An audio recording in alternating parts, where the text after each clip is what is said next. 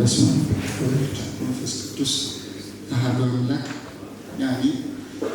የእግዚአብሔር ቤተሰቦች በዚህ ያላችሁ ሁላችሁ በልዑል እግዚአብሔር ሰላምታ እንደምን አደራችሁ? እንደምን አደራችሁ? አሜን። አምላካችን እግዚአብሔር በቸርነቱ ጠብቆ ለዚህ ሰዓት ለዚህ ዕለት ስላደረሰን ስሙ የተመሰገነ ይሁን። እንግዲህ የትምህርታችን ርዕስ ዮሐንስና ሄሮድስ የሚል ነው የሚሆነው። እንግዲህ አዲስ ዓመት ሲታሰብ መጽሐፍ ቅዱስ የሚያስታውሰን እነዚህ ሁለት ሰዎችን ነው። ዮሐንስ መጥምቁን ነው፣ ወንጌላዊውን አይደለም። አዲስ ዓመት በእሱ ስም ይጠራል አይደል? አይጠራም? ይጠራል። እና አዲሱን ዓመት ስናስብ ዮሐንስንም እናስባለን፣ በተቃራኒ ደግሞ ሄሮድስንም እናስባለን። በማቴዎስ ወንጌል ላይ ማቴዎስ ወንጌል ምዕራፍ 14 ቁጥር 6 ላይ የሄሮድስ ልደት ተገልጿል። ሄሮድስ የተወለደበትን ዕለት ያከብር ነበረ። የልደት ዕለት ማክበር በኦርቶዶክስም ችግር የለውም። በብሉይ ኪዳን በአዳም ምክንያት የሰው ልጆች የጎሰቆለ ማንነትን ገንዘብ ያደርጉ ስለነበረ፣ ባህሪያቸው ስለጎሰቆለ፣ ጸጋቸው ስለተገፈፈ፣ ልጅነታቸው ስለተነሳ በዛ ምክንያት የሚወለዱ ልጆች እንኳ ሲወለዱ ንጽሕና ቅድስና አይኖራቸውም። የአዳም ርግማን የጎሰቆለ ማንነት ያርፍባቸዋል ሕፃናቱ። ከዚህ የተነሳ ከእናታቸው ማኅፀን ገና በሚወለዱበት ጊዜ የሚወለዱበት ዕለት የአመፃ እንደሆነ አድርገው ይናገራሉ። እንደ ቅዱስ ዳዊት ያሉት ማለት ነው።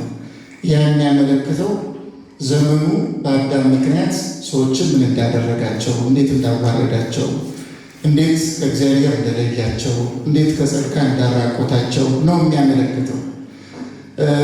አሕዛብም ልደታቸውን ያከብራሉ። አንዳንድ ሊቃውንት የልደት ዕለትን ራሱ ማክበር እዚህ በርዝዴይ ያከብራል። የገጠር ልጅ ካልሆነ እንደኛ ማለት ነው። በርዝዴውን ካልረሳ በቀር ኦልሞስት አብዛኞቻችሁ ያው ሴቶች የተወሰነ እየቀነሳችሁ ወንዶች የተወሰነ እያቀናነሳችሁ ታከብራላችሁ። እያቀናነሳችሁ ማለት በሴቶችን ተደግፈው ወንዶችን ይቀንሳሉ ማለት ነው። የሚጨምር ሊኖር ይችል ይሆናል፣ ግን ይቀንሳል። እና ይሄ በርዝዴይ የአሕዛብ ባህል ስለሆነ ክርስቲያኖች ሊያከብሩ አይገባቸውም የሚል ሀሳብ ያላቸው ሊቃውንት አሉ። በሌላ በኩል ደግሞ ልደትን ራሱ ማክበር ከሄሮድስ ጋር መሳተፍ ነው። በብሉይ ኪዳን ፈርዖንም አክብሯል። ኦሪት ዘፍጥረት ምዕራፍ 40 ቁጥር 20 ላይ የፈርዖንም የልደት ዕለት በመጽሐፍ ቅዱስ ተጽፏል። ፈርዖንም እንደምናውቀው ጨካኝ ሰው ነው። እግዚአብሔር ያልፈቀደውን ብዙ ነገር ያደረገ አመፀኛ ሰው ነው። የፈርዖንም ልደት የሄሮድስም ልደት ስለተገለጠ እነዚህ ደግሞ ከእግዚአብሔር ፈቃድ ውጭ የኖሩ ስለነበረ የልደትን ዕለት ማክበር ተገቢ አይደለም የሚሉ ሊቃውንት አሉ። በሌላ በኩል ሐዲስ ኪዳን ሲመጣ ለመጀመሪያ ጊዜ የልደት ዕለት የተጻፈው በአስደናቂ በሆነ መንገድ የተጻፈው የዮሐንስ መጥምቅ ነው። ፀሐይ ፍኖት ስለሆነ በልደቱ ብዙዎች ምን ይላቸዋል የተባለ ደስ ይላቸዋል። ሉቃስ ወንጌል ምዕራፍ 1 ላይ አለ። በልደቱ ብዙዎች ደስ ይላቸዋል ተብሎ በዮሐንስ መጥምቅ ዕለት ደስታ፣ በልደቱ ዕለት ራሱ ደስታ የሚገኝበት እንደሆነ ልደትም ሊከበር የሚገባው የልደት ዕለትም ሊከበር የሚገባው እንደሆነ መንገድ የጠረገው በር የከፈተው ዮሐንስ መጥምቅ ነው። እርግጥ ዮሐንስ መጥምቅ የልደቱ ዕለት በተለየ ሁኔታ እንዲከበር የተደረገው ፀሐይ ፍኖት ስለሆነ ከነገረ ድኅነት ጋር የተገናኘ ሀሳብ ያለውና ሰዎችን ወደ ምስጢረ ሥጋዌ ወደ ነገረ ድኅነት ወደ ፍቅረ ክርስቶስ የሚወስድ እና ከክርስቶስ ጋር እንዲገናኙ የሚያደርግ ስለነበረ ለዛ መንገድ የሚጠርግ ስለሆነ ሰዎች ወደ ክርስቶስ የሚወስዳቸውን ነገር ቢያከብሩ ምንም ችግር የለውም። ጸጋ በረከት ያሰጣቸዋል እንጂ ችግር የለውም በሚል የዮሐንስ መጥምቅ ልደት ራሱ መወለዱ የተለየ ነው። ሲወለድም ደስታም አመጣል የተለየ ነው። እርግጥ ብዙ ነገር አለው። የልደቱ ዕለት ነው ትምህርቱ የሚሰጠው በስፋት ብቻ ግን ልደትን ማክበር ተገቢ እንደሆነ ከሰው ወገን ሰውን ወክሎ የተገኘው ዮሐንስ መጥምቅ ነው በመጽሐፍ ቅዱስ። ልክ ከሱ በኋላ ደግሞ ልደታተ ሰብእ የባረከው የክርስቶስ ልደት ነው። የክርስቶስ ልደት ሰብእና የቀየረ ያረጀ ማንነትም ያጠፋ ከአዳም ጉስቁልና ያላቀቀ ደስታ የሰጠ ነው ለዓለም ሁሉ እና መላእክት ተልከው እመቤታችን ቅድስት ድንግል ማርያምን አብስረዋታል። በተወለደበት ጊዜ ደግሞ ለዓለም ሁሉ የሚሆን መድኃኒት ነው ምን ብሎላቸዋል? የተባለ ተወልዶላቸዋል፣ ደስ ይበላችሁ ነው የተባለ። ስለዚህ የክርስቶስም የልደት ዕለት የደስታ ዕለት ነው። የዮሐንስ መጥምቅም እንደዛ። በዓለም ደግሞ በተለየ መንገድ ክርስቶስ የተወለደው ከእመቤታችን ከቅድስት ድንግል ማርያም ስለሆነ የእመቤታችን የቅድስት ድንግል ማርያምን የሰው ፍጥረት ቅዳሴውን የጀመረበት ዕለት ተብሎ የእሷ የልደት ዕለት በጣም በተለየ ካቶሊኮችም፣ ምዕራባውያንም፣ ኢስተርኖችም በአጠቃላይ ሁሉ ኦሪየንታሎችም ልደቷን ያከብራሉ የቅድስት ድንግል ማርያም እና እነዚህ ፍጥረታት ሰዎች የልደታቸውን ዕለት ቢያከብሩ ችግር የሌለው መሆኑን የሚያስረዱ ናቸው። እነ ሄሮድስ ልደት ላይ ክፉ ጠባሳ አስቀምጡ። እነ ፈርዖን እነ ሄሮድስ በልደት ዕለት ያልተገባ ነገር በማድረግ ክፉ ጠባሳን አስቀመጡ። ቅዱሳን ደግሞ መልካም ነገርን አስቀመጡ። እመቤታችን ብርሃንን በመውለድ ዮሐንስ የብርሃን ክርስቶስ ፀሐይ መንገድ ጠራጊ በመሆኑ ወደ ክርስቶስ ሰዎችን በመምራት እና የእሱ ልደትም የተለየ ነው ማለት ነው። እነዚህን ያነሳሁት ለምንድን ነው? የአዲስ ዓመት ሲመጣ በቀጥታ መጀመሪያ የምናስበው ዮሐንስ መጥምቅንና ከዮሐንስ መጥምቅ ጋር ተያይዞ ያለውን ሄሮድስን ስለሆነ ሄሮድስን ደግሞ ስናስብ በአዲሱ ዓመት ሄሮድስ የሚታሰብበት በመጽሐፍ የተጻፈው ልደቱ ቅዱስ ዮሐንስ አፈወርቅ ይህን ያነሳል። አዲስ ዓመት ስትጀምር ገና መጀመሪያ እያንዳንዷ ዕለት የተስተካከለች ልትሆን የምትችለው ከመጀመሪያ ቀን ጀምሮ በተቀደሰ ነገር ስንጀምራት የአዲስ ዓመት የመጀመሪያ ቀን የመጀመሪያ ሰዓት እግዚአብሔር ከሚፈልገው ውጭ አድርገን መጠቀም ከጀመረን ዓመቱን ነው የምናለቅሰው። ዕለቱ በራሱ የሚቀደስ የሚነጻ ምናምን ሆኖ አይደለም። ዕለት የሚቀደሰውና የሚከብረው የሚለወጠው ራሱ እኛ በምናደርገው ስራ እኛ ላይ ነው የሚመሰረተው። ስለዚህ የአዲስ ዓመት አከባበር በር ላይ መግቢያ ላይ ባሉ ሰዎች ይወሰናል ማለት ነው። በዮሐንስ መጥምቅና በሄሮድስ ይወሰናል። ሄሮድስ እንዴት ነው የእሱን በርዝዴይ ያከብር የነበረው? አዲስ ዓመት ስትገባ የእሱን በርዝዴይ የልደት ዕለቱን እያከበረ ነው። እንዴት ነው ያከብር የነበረው? መጽሐፍ ቅዱስም ይናገራል። ቅዱስ አምብሮስ ብዙ ሊቃውንት ነው እርግጥ የሚያነሱት የእሱን ክፋትና ርኩሰት ማለት ነው። አንደኛ ዘፈን አለው። ዘፈን ያው ታውቃላችሁ ጭፍን ብሎ ሙሉ በሙሉ የተከለከለ አይባልም። አንዳንዶቹ እንጂ ከቴዲ አፍሮ በቀር ኦልሞስት ሁሉም ይከለከላል አይደለም? አይከለከል የቴዲ አፍሮ ይከለከላል። የመጀመሪያ ጊዜ ስሰማ እዚህ ለአዲስ እውቀት ይሰማችኋል አይደል? እንደዛ ሊሰማው ሰው የለም። ደስ ይለዋል። አሁን እንዲህ ያለ ሰው ቢበዛልን ምናምን ጥቅስ እያስደግፈ የሚያስረዳልን ነገር እኔም አለቅ ያለኝ እኮ የቴዲ አፍሮ ነው፣ ሌላ እንኳ ችግር አልነበረውም የሚል ይኖራል። እሱ ራሱ አሁን ስሙን እዚህ በማንሳታችን ቅር ሊለው ይችላል። ግን ቅር ሊለው ምንም ማድረግ አይችልም። እንግዲህ ሁኔታውን ያስረዳል ያለ እና ለምንድን ነው ይሄን ያሉት? ዘፈንም ቅዱስ ዮሐንስ አፈወርቅ ፈጽማ የተወገዘች እንደሆነ ያነሳል። ዮሐንስ አፈወርቅ ብቻ አይደለም ይሄንን የሄሮድስን ቃል ያነሱ የአጋንንት መስዋዕት ነው ይላሉ። እርግጥ መጽሐፍ ቅዱስም የአጋንንት መስዋዕት ነው ይላል። በዘፈን የሚደሰቱ አጋንንት ናቸው ይላል። ዘፈን የሚዘፍነው ሰውና የሚሰማው ሰው ሰማዩ በዘፋኙ እንዲማረክ ድል እንዲነሳ ያደርገዋል ይላል። ባሪያ እንዲሆንለት ያደርገዋል እና ዘፋኙ ሰማያዊውን ሰው በሙሉ የሚሰማውን ሰው በሙሉ የእሱ ባሪያዎች እንዲሆኑ ያደርጋቸዋል ይላል። ይህ ቅዱሳን የተናገሩት ነው። በእኛ እንግዲህ ብዙ ንባብ አለው። ዘፈን የተፈቀደ ነው የሚል እኔ እስካሁን ድረስ በእኔ አንድ እንኳን ቅዱስ የለም ከእኛ በቀር ማለት ነው። እኛ ስንበቃ የምናስበው ሀሳብ ይኖረናል። ስንበቃ የምናስበው ከመኖሩ በቀር ሰው ሲለም የለመደውን ነገር ጀስቲፋይ ማድረግ ይፈልጋል። እንግዲህ ሉተር ራሱ ኃጢአትን ጀስቲፋይ ያደረገው መጀመሪያ መነኮስ መንኩሱ የምንኩስና ህይወት ሳይሆን በጣም አስቸጋሪ አቃተው።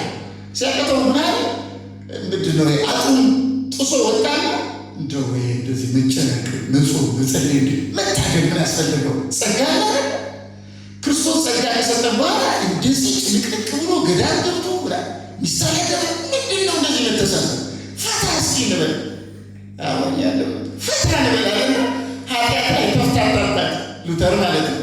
ጀስቲፋይ ያደረገ ማንኛውንም ነገር ዝሙትን፣ ስድብን፣ ጥላቻ የትኛውንም ኃጢአት የሉተርን እስኪ ታሪክ ነው። በአጠቃላይ ኃጢአት የሆነ ነገር በሙሉ ጀስቲፋይ ያደርጋል። ይህን እንዴት ነው ትክክል ነው የምትለው ደግሞ ሲባል ይህን የምለው እኔ አይደለሁም በእኔ ያደረው ኢየሱስ ነው ብለን ከድፍረቱ የተነሳ ማለት ነው። ልክ እንደዚህ ለሆነ ነገር እየተገዛ ስንል የተገዛለትን ነገር ጀስቲፋይ ማድረግ እንፈልጋለን፣ ማስጸደቅ እንፈልጋለን፣ በጥቅስ ማስደገፍ እንፈልጋለን፣ ለዘብ ማድረግ እንፈልጋለን እና ይህ በጣም አደገኛ ችግር ነው። ስለዚህ የሐዲስ ዓመት ሲታሰብ ሄሮድስን እናየዋለን። ሄሮድስ በሐዲስ ዓመት መግቢያ ላይ ምን እያደረገ ነበር? ልደቱን እያከበረ ነበር። ልደት ማመላከት ነው አይደለም። ከክርስቶስ በኋላ ተባርኮ ተሰጥቷል። ምንም ጥርጥር ችግር የለው። ግን እንዴት ነው የሚከበረው ልደት? ዝርዝሩን አልናገርም። አንድ ዮሐንስ ክሮንስታድ የተባለ የምዕራባውያን ሊቅ በልደት ዕለት ወደዚህ ምድር እንድትመጣ ያደረገ ኤግዚስት እንድታደርግ ለመንግስተ ሰማያት ሰው መንግስተ ሰማያት ለመግባት ጸጋ እግዚአብሔርን ለማግኘት መጀመሪያ መወለድ አለበት። ስንወለድ በዚህ ዓለም መኖር እንጀምራለን። በዚህ ዓለም መኖር ስንጀምር ለዚያኛው ዓለም በዚህ ዓለም እናከማቻለን። ኃይል፣ እምነት፣ እውቀት፣ ጥበብ፣ ጸጋ እናከማቻለን። ስለዚህ ለመንግስተ ሰማያት ራሳችን እናዘጋጅበት የመጀመሪያው ዕለት ነው የልደት ዕለት። አንዱ እሱ። ሁለተኛ እግዚአብሔር ምሕረቱን የሚገልጥበት ዕለት፣ አንተም በሕይወቱ እንድትኖር ያደረገበት ዕለት ስለሆነ እግዚአብሔር የምታመሰግንበት የምታከብርበት እና የምስጋና ዕለት ነው፣ የጸሎት ዕለት ነው ይላል። እኔ ደግሞ እንዲህ እያስባለሁ የልደት ዕለት አንባ አንሳ ያለበት ዕለት እያስባለሁ። ግን ልደት የቅዱሳን ልደታቸው ይከበራል፣ የከበረ ስለሆነ አይደለም። ይከበራል አይከበርም? ቅድም የነገርኳቸው ስፔሻሊ በተለየ መንገድ የሚከበሩ ቅዱሳን ናቸው።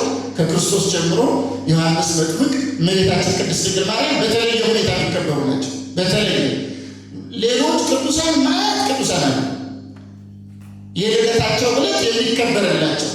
የልደታቸው ዕለት እንዲከበር ግን ያደረገው በኋላ የሚሰሩ ስራ መልካም ስለሆነ የቅድስና የንጽህና ሰውን ወደ እግዚአብሔር የሚወስድ ወደ ንጽህና የሚወስድ ወደ ደግነት የሚወስድ ወደ ጽናት የሚወስድ እና ወደ ተስፋ የሚወስድ ራሱ ወደዚህ የሚወስድ ስለሆነ የልደታቸው ዕለት ይከበራል።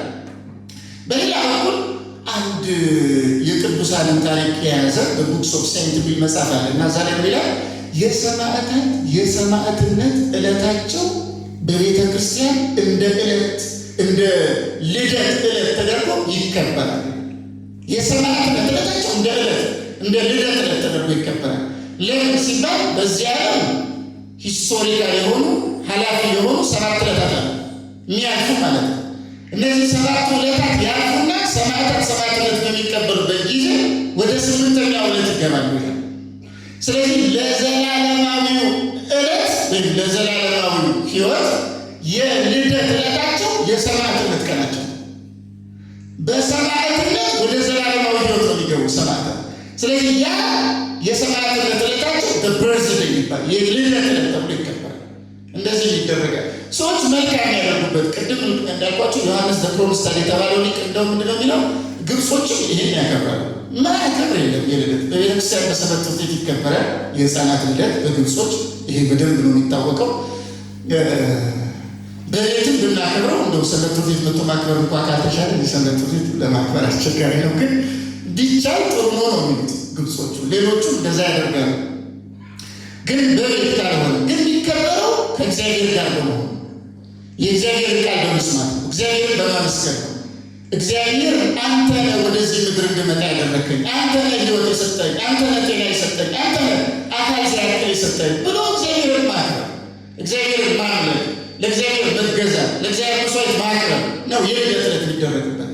እነ ሄሮድስ ግን የአዲሱ ዓመት መግቢያ በር የሆነውን የልደት ዕለታቸው በክፉ አደረጉ። ቅድም አንዱ ዘፈን፣ ሁለተኛ ጭፈራ፣ ዳንስ አለው፣ ጭፈራ አለው፣ ጋጋታ አለው፣ ጩኸት አለው፣ ፓርቲ ፓሪ ነገር ሆኖ በጣም ብዙ ሰዎች አሉ፣ ባለጸጋዎች፣ እንደዚህ ባለስልጣኖች እንደዚህ ተሰብስበው በአንድነት የእሱ ልደት ያከብራሉ። ጭፈራ መብሉ እና ስካር አለው ይላል አምብሮስ። ስካር አለው፣ መጠጥ አለው፣ ምንድነው ይሄ ምንድነው ዘፈን አለው እና እንደዚህ ያለ ምግብ ደግሞ ከመጠን በላይ ምግብ አለ። ጭፈራዎች ደግሞ ዘፋኝ ደግሞ እዚያ ተጠርቶ የሚዘፍን ወለተ ሄሮድያዳ የምትባል ሶሎሜ ይላታል አንዳንድ ትርጓሜ እና የሄሮድያዳ ልጅ የምትባል ደግሞ አለች። ሄሮድስን ሳትስፋይ ለማድረግ የመጣች በልደቱ ዕለት። ግን አሁን ሄሮድስ ጅል ነው። እኛም አንዳንድ ጊዜ እንጃጃላለን። በዚህ ላይ አሁን እሱ ሲወለድ ከእናቱ ማኅፀን ሲወጣ ሙዚቃ ነበር። እየሰማችሁ ነው። ሰው ሲወለድ ሙዚቃ ይኖራል፣ ስካር ይኖራል፣ ጭፈራ ይኖራል። ተገልብጦ በእናቱ ማኅፀን የተቀመጠ ሕፃን ከእናቱ ማኅፀን ሲወጣ እየተደሰተ ነው እያለቀሰ ነው የሚወጣ። ለምንድን ነው የሚያለቅሰው ታውቃላችሁ? ሕፃናት ሲወለዱ ያለቅሳል። ለምንድን ነው የሚያለቅሰው? ይቺ ዓለም በየትኛው መንገድ ቢሆን ማስለቀሱ አይቀርም። በየትኛው ታስለቅሳለች። ግን ልቅሷችን አልባ ንስሐ ከሆነ የንስሐ ከሆነ ጸጋ ዋጋ እናገኝበታለን። ግን ዝም ብሎ የፋሽታ የጩኸት የጋጋታ ከሆነ ደግሞ ዋጋ እናገኝበት። ሄሮድስን ስናስብ አዲስን ዓመት እያያዘ ያለው በዚህ መንገድ ነው። ከዚህ ሁሉ በላይ ደግሞ ይቺ ሴት በዘፈኗ የሄሮድስን ልብ ስለወሰደችው እዚያ ያሉ ሰዎችን ስላሰከረቻቸው አንድ ጥያቄ ጠየቀች። ምን ላድርግልሽ እሱ ሲላት ምን አለች? የዮሐንስን አንገት ቆርጠን ስጠኝ አለች። በአዲስ ዓመት የመጀመሪያ ዕለት የቅዱስ ዮሐንስ መጥምቅ አንገት የተቆረጠበት ዕለት ነው። ያው በሁለተኛው ቀን ቢሆን የሚከበረው እዚያ ግን በአዲስ ዓመት ይሄ ይታሰባል። ሄሮድስ ይናገራል። ስለዚህ አዲስ ዓመትን ስናስብ ቅዱስ አፈወርቅ ላይ አሁን ዮሐንስ መጥምቅ በአካለ ሥጋ በመካከላችን የለም፣ አንገቱን ማቅረጥ አንስተን መቁረጥ አንችልም። ግን ይላል የቅድስናና የንጽህና ስራ ትተን ክፉ ነገርን የምናደርግ ከሆነ በመጀመሪያ ዮሐንስን እየቆረጠ ነው። ዮሐንስን መቁረጥ ሌላ አለ። በዘፈን ከያዝነው የዮሐንስ አንገት እየተቆረጠ ነው። በጭፈራ ከያዝነው፣ በስካር ከያዝነው የዮሐንስ አንገት እየተቆረጠ በመጀመሪያ ዕለት ነው። የመጀመሪያ ቀንን ካበላሽ እድሜውን ታበላሻል። የመጀመሪያ ቀን ቅድም ታበላሽ፣ ቅድም ታበላሽ፣ አስተሳሰብ ታበላሽ፣ ቅድም ታበላሻል። ስለዚህ በመጀመሪያ ዕለት በጣም ጥንቃቄ ማድረግ አለበት። እግዚአብሔር አዲስ ዓመት የሰጠው ካረጀ አስተሳሰቦች፣ ከቆሸሻ አነዋወሮች፣ እግዚአብሔር ከማይወዳቸው በጣም ከሚያስጠሉ ወደ ጨለማ ከሚወስዱ የሕይወት መርህ ውጣ። ሄሮድስን ከሚያስመስል ጠላተለ እስኪ ዮሐንስን ነው።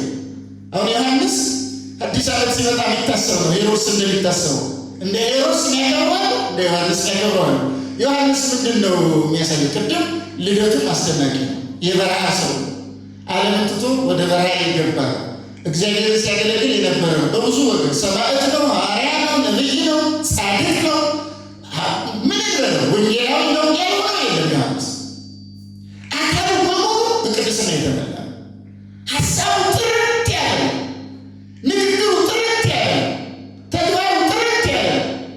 ሴቶች ከወለዷቸው ልጆች መካከል እንደ ዮሐንስ ያለ አልተነሳም ጌታ ብሎ እና እንዲህ ያለው እጅግ በጣም ከፍ ያለ ልዕልናና ክብር ስላለው ዮሐንስ እንደ ዮሐንስ መያዝ ማለት በዮሐንሳዊ የቅድስና የንጽህና ሕይወት አስተሳሰብ ሆኖ መያዝ ማለት ነው። ዮሐንስ ብዙ ነገር ልተውና የሚለብሰው ልብስ ዮሐንስ መጥምቅ ታውቃላችሁ? ብዙ ምንድን ነው በመጽሐፍ ዮሐንስ ልብስ የግመል ጠጉር አይደል? የግመል ጠጉር ልብስ ይሆናል ትለብሳላችሁ? የግመል ጠጉር ዮሐንስ የግመል ጠጉር ነው ልብሱ። ምግቡ አንበጣ ነው። በእኛ አንበጣ የሚባል ማር አለ ይላል ትርጓሜያችን ሊኖር ይችል ይሆናል፣ ግን አንበጣ ነው ምግቡ እና ልብሱ የግመል ጠጉር ነው። እና ይሄ ምንድን ነው የሚያመለክተው? አንድ ሰው ቤዚካሊ ለመኖር 3 ነገር ያስፈልጋል አይደል? ቤዚክ ቲንግስ ኦፍ ሂውማን ቢንግ የሚባሉት ሳይንስ ማለት ነው። ምግብ ያስፈልጋል፣ ልብስ ያስፈልጋል፣ መጠለያ ያስፈልጋል። እነዚህ 3ቱ ባይኖራቸው ደስ ይላቸዋል? ማንም ደስ አይለው። እነዚህ 3ቱን እንፈልጋለን። ግን ዮሐንስ የእሱ ህይወት እነዚህ 3 ነገሮች ቤዚክ ነገር እንዳልሆኑ ያሳየ ህይወት አስፈላጊዎች ናቸው። ቤዚክ ያለ መጽሐፍ ማቴዎስ ወንጌል ምዕራፍ 6 ላይ አስቀድማችሁ ጽድቁና መንግስቱን ሹ ሌላው ምን ይላቸዋል? የተባለ ይጨመርላቸዋል። አዲሽናል ናቸው። እነዚህ ምግብ አዲሽናል ነው፣ ልብስ አዲሽናል ነው፣ መጠለያ አዲሽናል አዲሽናል ነው። ሆኖ ግን ብዙዎቻችን እንደምናለን በጣም ምንንቀጠቀጠው፣ ምንሰፈሰፈው፣ ምንጨነቀው ራሱ አይደል? ያው አስተሳሰባችን ካልቀረ አዲስ አይነት ለኛ አዲስ ሊሆን አይችልም።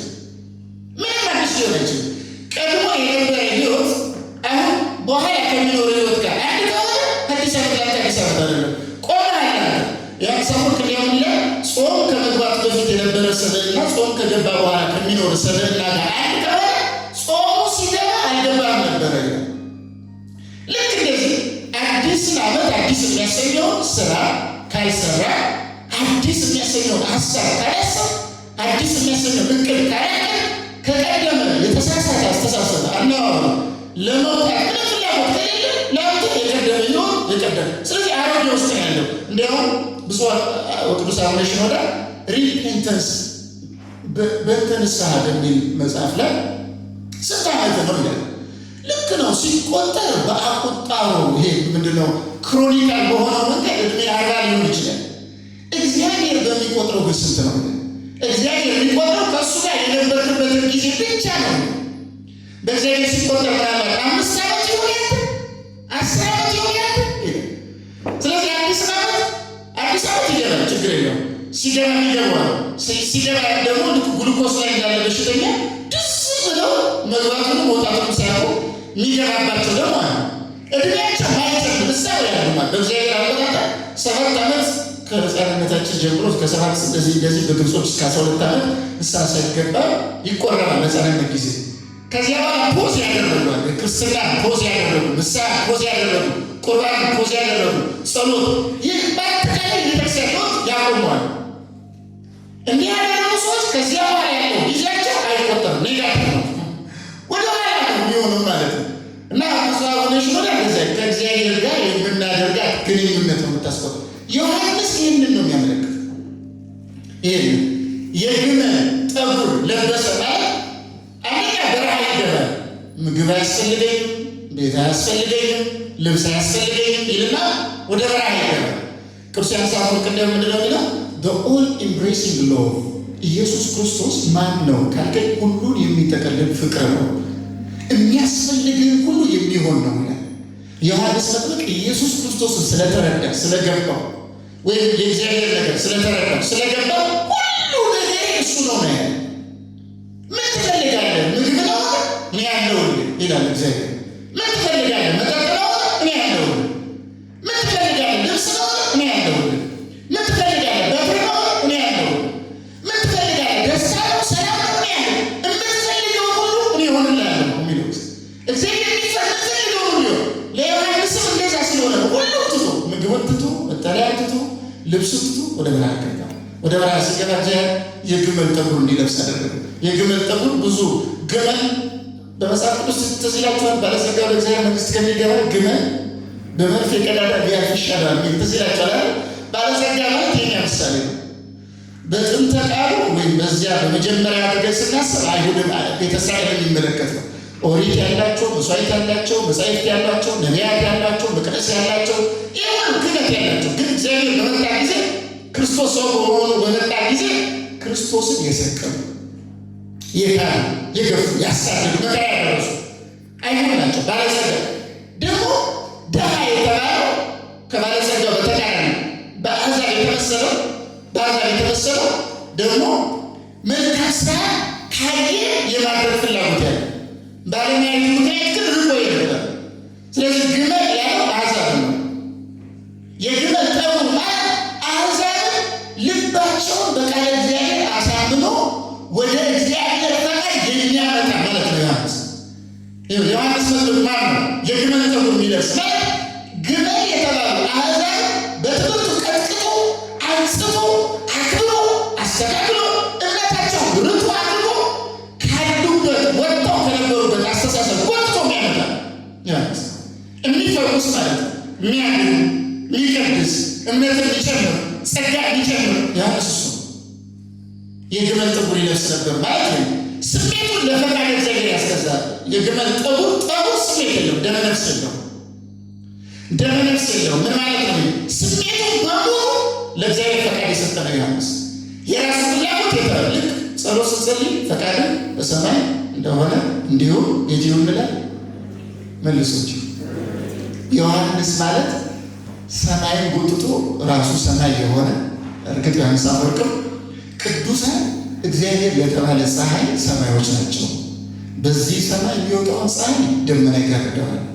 በቅዱሳን ሰውነት የሚወጣውን ፀሐይ ግን ደመና ይጋርደዋል። ስለዚህ ዮሐንስ ፈቃዱን ለእግዚአብሔር ስላስገዛ የግመል ጠጉር ለበሰ ማለት ስሜት የሌለው ለራሱ ፍላጎት የሌለው ፍላጎቱን በሙሉ ለፈቃድ እግዚአብሔር የሰጠ ለእሱ ያስገዛ በእሱ ፍላጎትና ፈቃድ ሊኖር የእግዚአብሔር ቃል ሊናፍቀው ማለት ነው። አዲስ ዓመት ስናስብ ዮሐንስ እናስባለን ማለት ነው። ከዚህ ዓለም ማንኛውም ፍላጎት ለመላቀቅ ጥረት ማድረግ የምንያዝባቸዋል ጭንቀቶች፣ ግራ መጋባቶች፣ ውዝግቦች ሊፈጠሩት ብዙ ቅዱሳን ሊቃውንት እንደሚናገሩት ከዚህ ዓለም ጋር ካለን አታችመንት እየተነሳ ነው።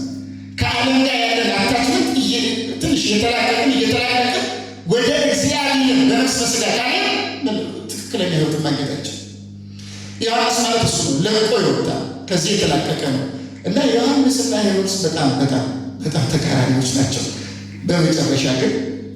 በመጨረሻ ሄሮድስ ምንድን ነው ያደረገው?